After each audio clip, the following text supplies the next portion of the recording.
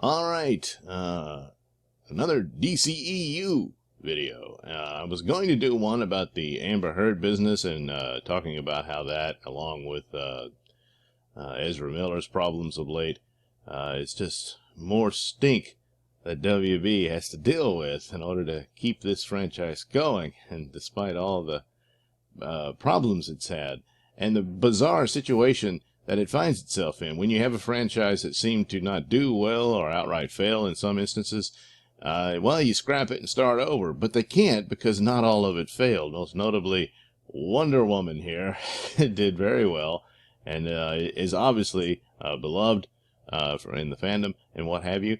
And then, of course, Aquaman was very popular. Shazam is a distant third in a strange way. It was not a smash hit or anything like that, but it didn't lose money, and it was done on the cheap, and it's not a bad film. It's pretty good. But the idea of Wonder Woman replacing Superman, now this is something that Cosmic Book News is talking about here, and it's in reference to, I believe, Grace Randolph did a Q&A. Yeah. She did this, and Grace Randolph it was one of these who early on talked about how Wonder Woman, Wonder Woman with the secrets out, how Wonder Woman, the Wonder Woman 84 film, got pushed back and delayed because they were reshooting it to make it fit with a reboot for the DCEU, and some speculated that, instead of doing Flashpoint, they would do it with Wonder Woman, with some sort of time travel shenanigans, because all along we knew Steve Trevor would be in the movie, and how's that happen? Well, a lot of the plot details have leaked. Sorry, there's spoilers. It's just Maxwell Lord has some sort of magic rock, and it grants wishes, and apparently, unwittingly or inadvertently, however you go about it, Wonder Woman wishes Steve Trevor was alive, and suddenly, bam, he is, in this thing. But it may be that when all's said and done, that Wonder Woman just can't stand to be without him, and changes time to where he didn't die. Does that mean he lives on after World War I, and he's long gone now anyway because of old age, or what? Don't know, but the idea being that the original timeline of the DCEU and Wonder Woman having disappeared after World War I, and she wasn't around. She didn't do any superheroics or anything. No one knew about her. So when Batman meets her in Batman vs. Superman, he has no idea who this woman is and all that sort of thing. And then discovers the photograph and says, "What's going on here?" And she says, "Well, I walked away because of what happened back then, and her grief, and just she decided this wasn't her place to meddle in these things." And then, well, the battle with Doomsday happens, and she's back in action. And then, of course, that's supposed to follow up in Justice League, but, well, yeah.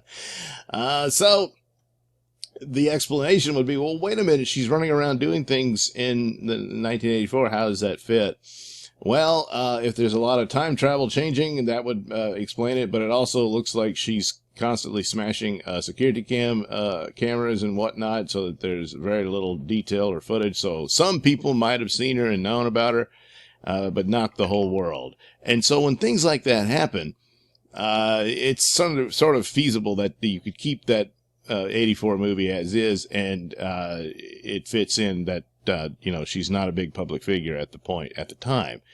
Well, now they're going to drop all that, apparently, and she will be, and the timeline will be changed, and she will be the premier superhero of the DCEU, not Superman, whereas Man of Steel seems to introduce Superman to the world, and this is like something they've never seen before. But if Wonder Woman had been running around, then Superman's arrival would be interesting, but not the big deal that it was, except, of course, the Kryptonian invasion, where the world was nearly destroyed.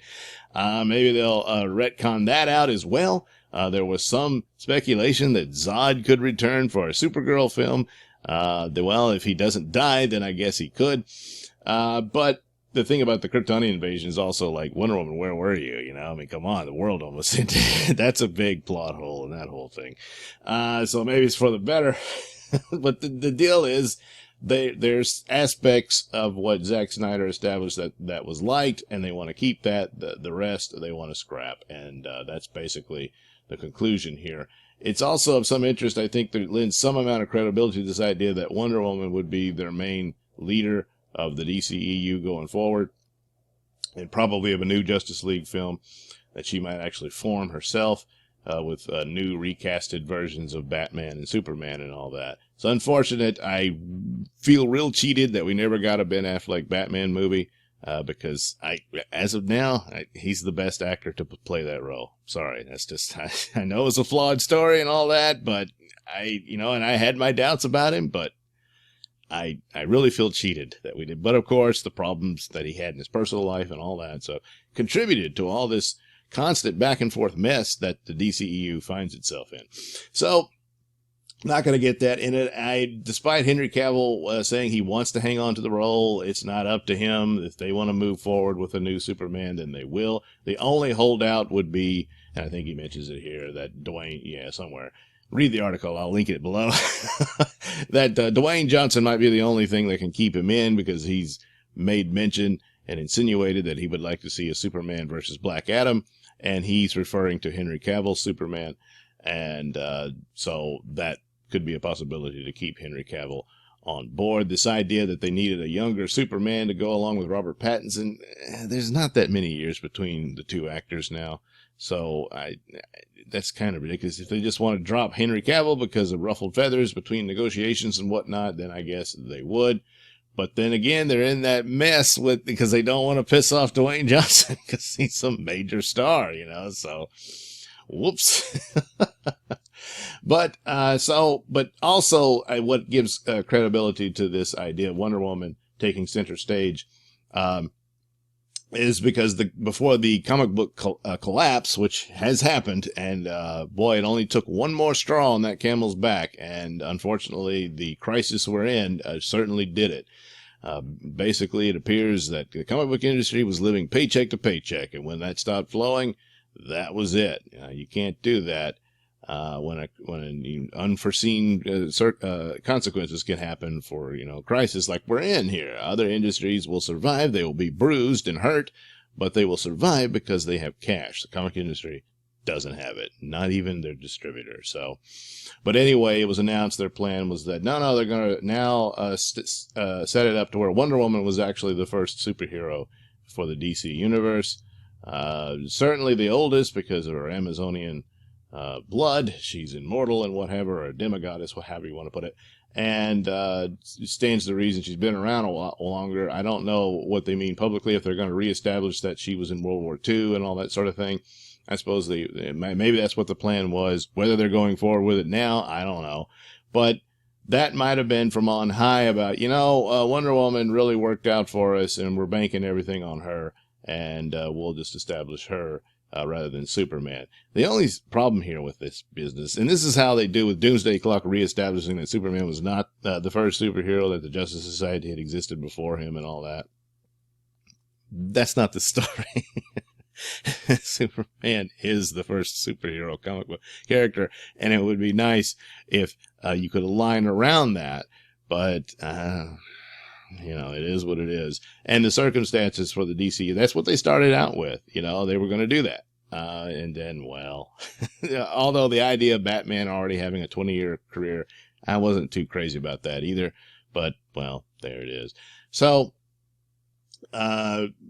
yeah, I think there's a lot of truth to this, that Wonder Woman will be established like that. Now, Aquaman, of course, is the bigger winner here. He made the $1 billion. Why isn't he the leader? Go figure. But this might have been something that they were working through for quite some time, and they're just going to go for it. And, of course, in today's era, the future is female and all that. So, sorry, Aquaman. You're still a man. Meanwhile, of course, there's the problem of Amber Heard might be facing jail time with the lawsuit, which is just great. A lot of people saying just write her out of the story. Recast. Just recast. The Flash movie doesn't have to be canceled. It probably is. But just recast. That's all you gotta do. And the story moves on. Man, a Flashpoint movie with Aquaman versus Wonder Woman. Holy crap. Come on. But maybe they want to change course and do just a basic Flash movie and set that sort of thing up later. I don't know, but oh God, it's just such a mess. And some of this stuff is unnecessary. I don't think you need to recast Superman, but they probably will. Maybe they'll just say, yeah, it's a multiverse, like they've acknowledged through the CW shows and all that. Maybe Grant Gustin will be the Flash in the Flash movie. I don't know.